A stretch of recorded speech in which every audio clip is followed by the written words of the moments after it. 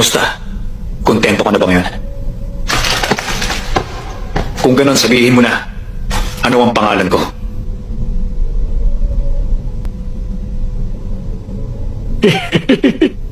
Haring Langgam, akala mo ba hindi ko kaya manalangin gamit lang ang isang kamay? Ang panalangin, nagmumula sa puso.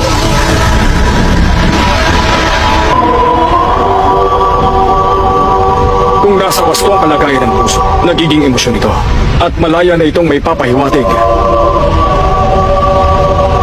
Ang Zero Hand ng 100 Type Guanyin Bodhisattva ay isang Buddha na lumilitaw sa likod ng kalaban. At dahan-dahan itong binabalot ang part ng pag-ibig na musilaw at ganap.